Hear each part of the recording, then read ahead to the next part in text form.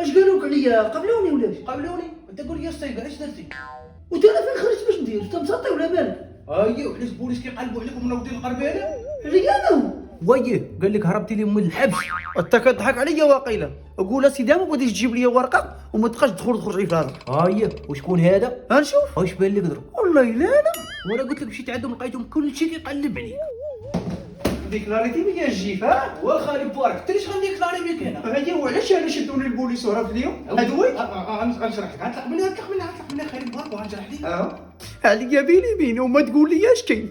يا تنقط لك ونمشي عليك بمره. يا ودي اسمع عليا هذا راه هو داك الذكاء الاصطناعي اللي قلت لك قبيله كتاخذ تصويره وكديرها فين ما بغيتي. هاهما لقيتي باش تهاول عليا عاب الحبس انايا وجا خيزو. وكيف شتي تعاقل انت واش كنتي مشدود ولا لا؟ وهادشي راه كيدخل تناول وبالسيف والوجه هو الحوايج هما وانت قلت لي البوليس كيقلبوا عليك راه بالسيف اسيدي ما نداشر. وانت شتي هاد العجب فين وصل؟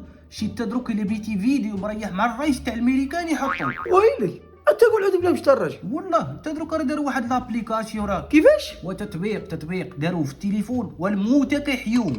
ترجعوا له سيدي رجعوا له. وداوي معاك كتعطيه تصويره ديال شي واحد من العائله ديالك حتى الله يرحمه كيردك انت وياه كتعانقوا. ويني مصيبه كحلاتي يا ربي دينا في الضو.